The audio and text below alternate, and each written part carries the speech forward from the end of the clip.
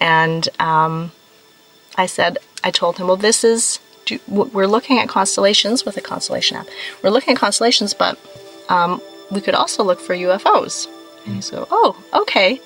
And I said, so what you can do is you can say hi to them. And he goes, hi, aliens. And then there's a flashbulb.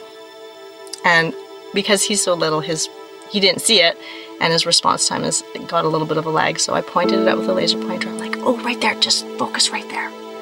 Another one, another one, another one, another one. So about 5 or 6 flashbulbs in a row just for him.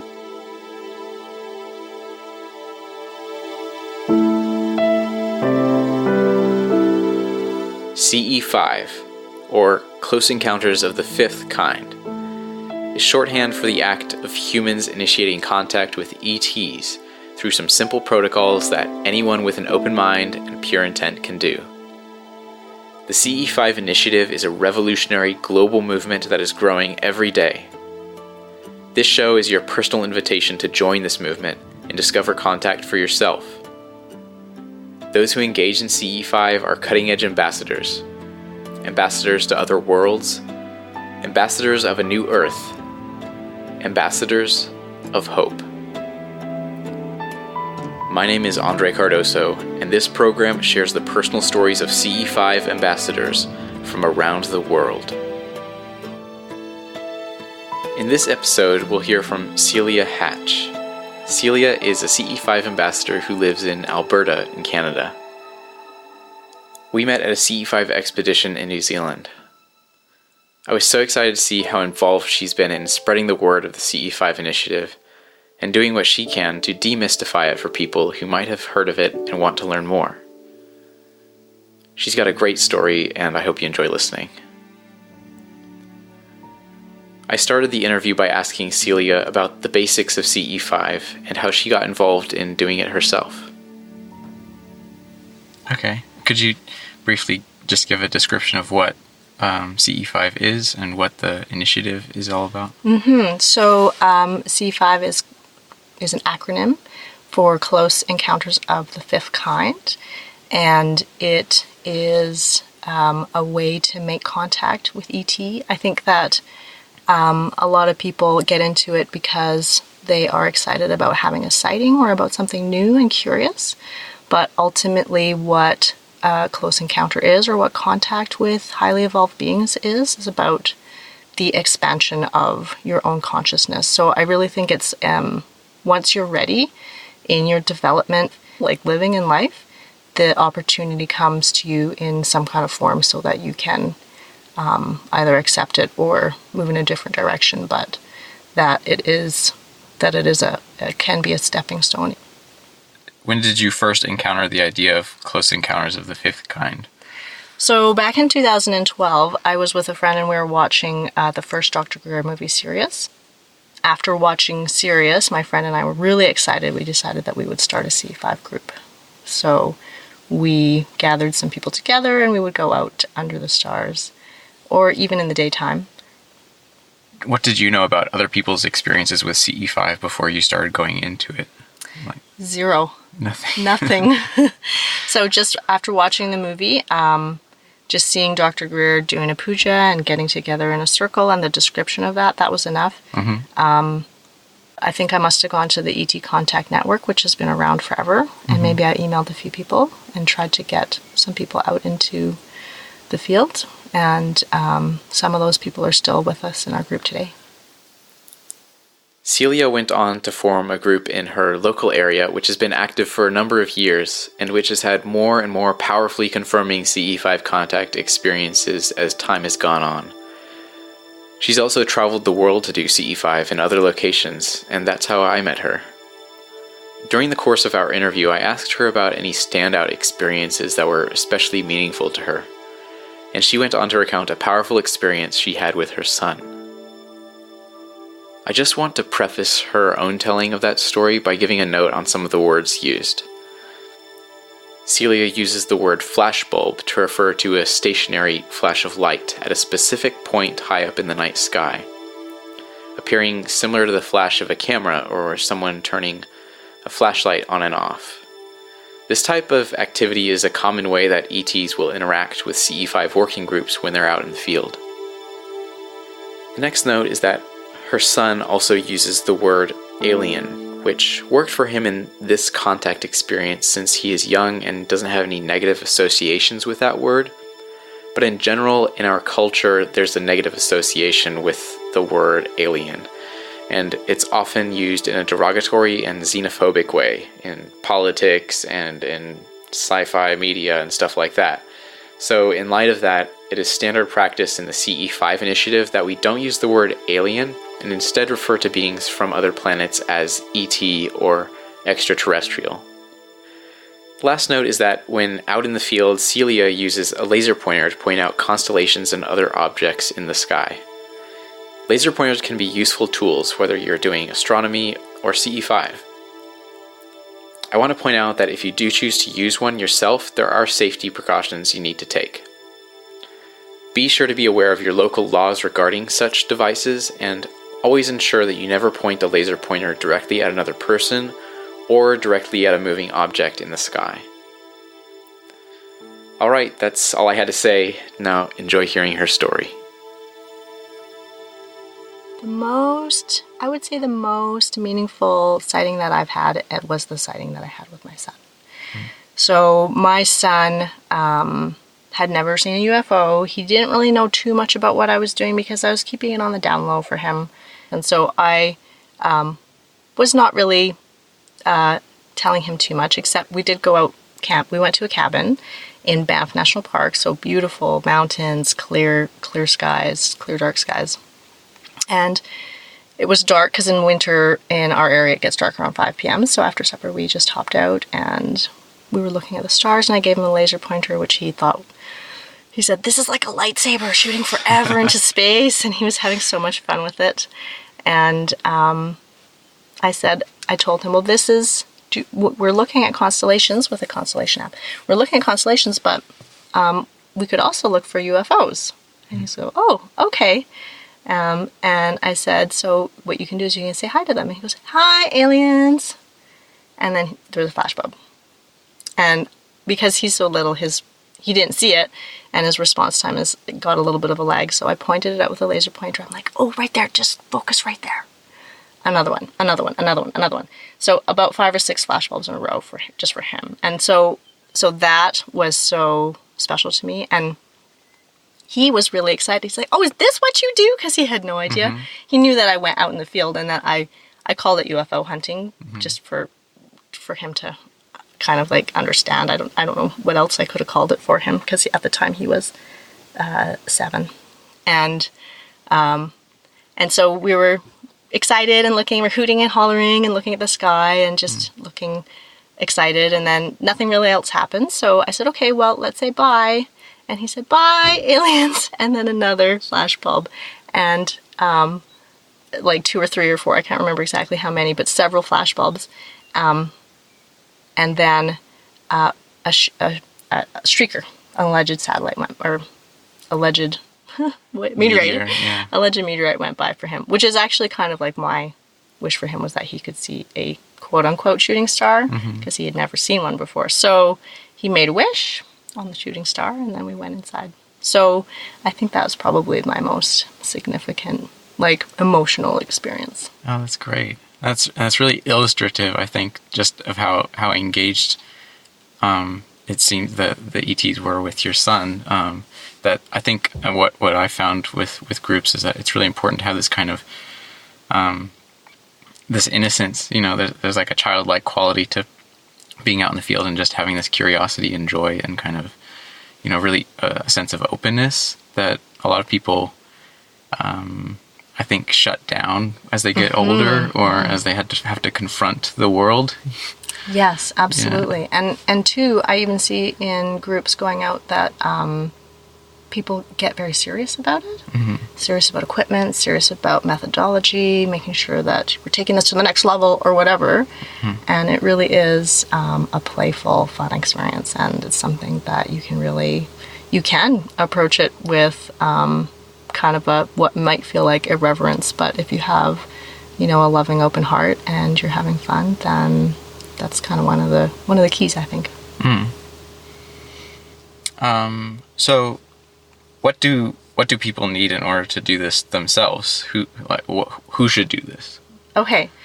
So who should do this? So people are drawn to it, I think. I think it's something that does feel very much like a magnetic draw. So if anybody is curious about it, and I think it's okay to want proof. I think seeking proof is not a bad thing. I think it's because there are a lot of people that really are after trying to understand what reality is. And skepticism is not a bad thing either. I really think that it's important for people to be skeptical about everything, including the reality that we are presented with by whatever, mainstream media, society, whatever. So whether you're skeptical or you're searching for proof or not, I don't think that it necessarily needs to be a hindrance. You just have to be very open-hearted. So things like resentment, blaming others, negativity in general, doesn't really mean that type of person wouldn't be bad to start on this path, because this certainly is a great way of introspection and self-realization and growth. So maybe actually there is, I would say that anybody, as long as you feel the desire, that anybody would really be a good candidate for checking it out and having experiences. Cool. So I kind of want to just ask another question about what does mainstream or pop culture get wrong about the topic of extraterrestrials and UFOs? Where should people turn to for good information? How do they know what's true and false? Do you have any pointers? Discernment. Discernment is such a thing. And mainstream media,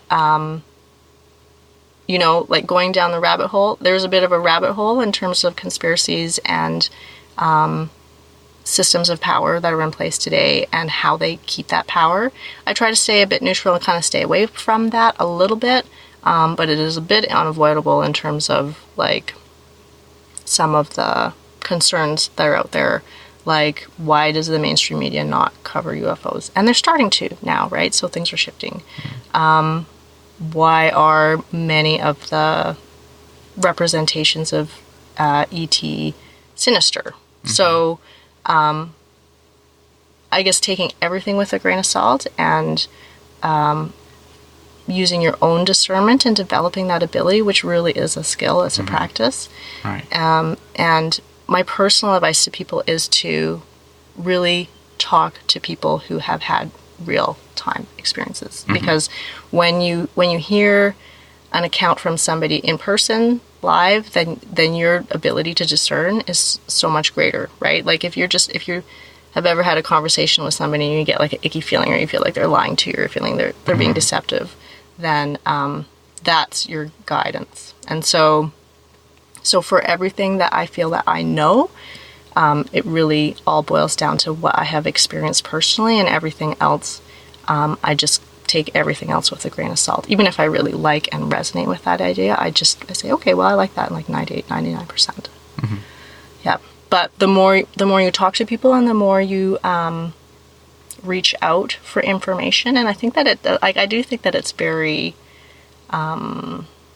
synergistic and maybe even orchestrated to a point in terms of like, is it your higher self that is, if you have the desire to begin discernment and get information from people on an intimate level, then those people are just going to arrive into your life.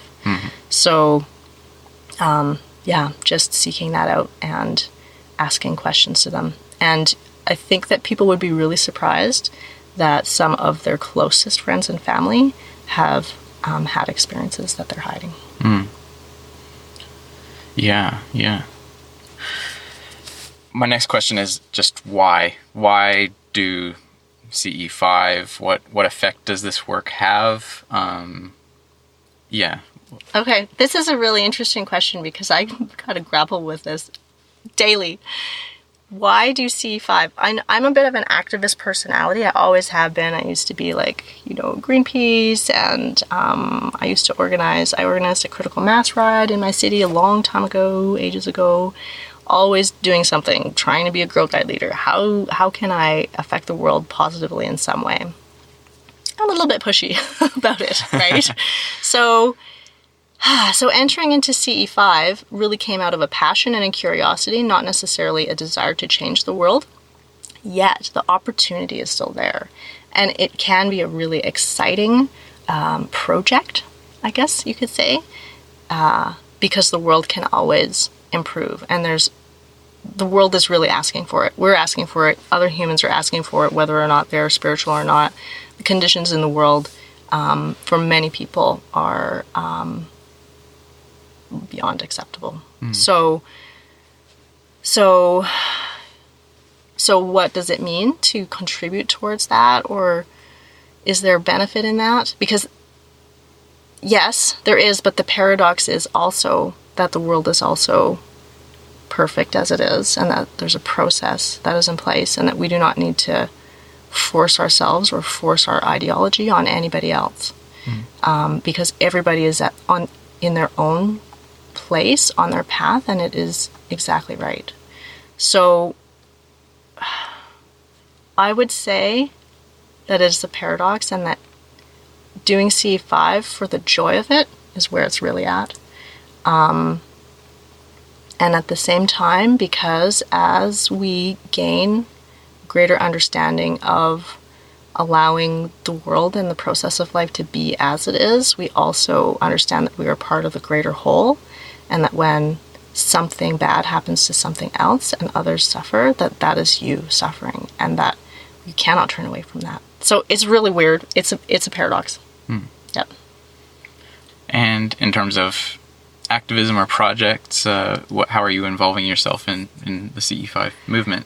Okay, so I'm putting together plans for a YouTube channel and putting out some instructions and a whole bunch of interviews with people that are super experienced or experiencers who have had ET contact all their lives that they can't even explain or understand.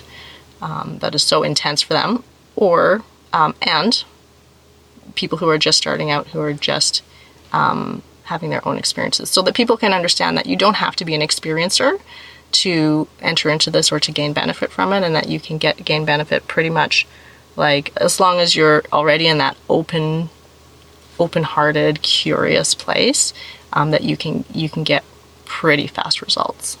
Yeah, so just sort of like modeling that through talking with people who are just starting out as well. Do you have any final words, or any words of wisdom? Words of wisdom.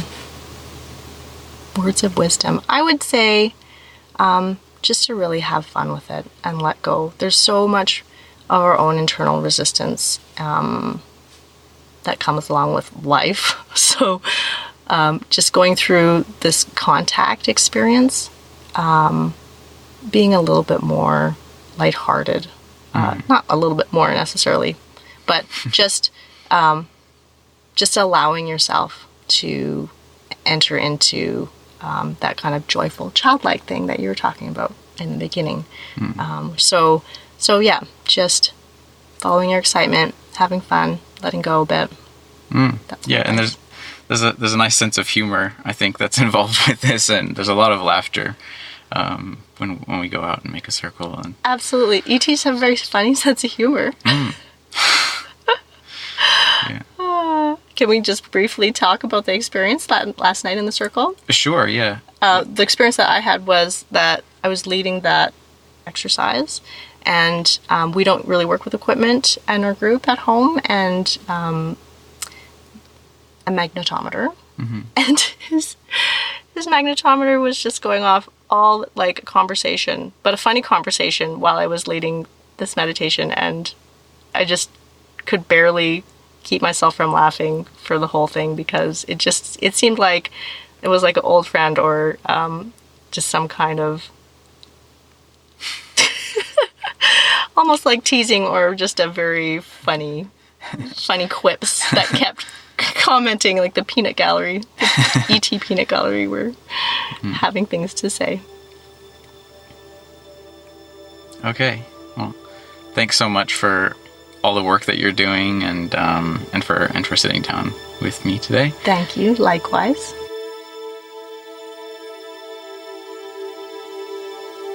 Celia's personal story and her drive to share the CE5 love was really inspiring to me. It's great to see someone with such a keen interest in enlightening more people to the fact that they can do this. It's exciting to know that we're a part of a growing movement that is becoming more unified and educated together in this exciting and pioneering time. I hope that this show will encourage you to go out and try initiating a CE5 yourself. To help get you started, you'll find a free guide to the basics of CE5 at CE5podcast.com. You can also contact me at that page for any questions or comments you may have, or to share your own story on a future episode. Now, for a ton of resources and the most definitive information out there on the subject of CE5, disclosure, and all other info underlying the basis for the stories on this show, go to SiriusDisclosure.com. That's SIRIUS disclosure.com. I'm really excited to share that there's also a groundbreaking documentary on the subject currently being produced by that same team, with a release date for fall 2019, or spring if you're south of the equator like I am. To learn more and to help be a part of supporting the crowdfunding of that film, please visit CE5film.com.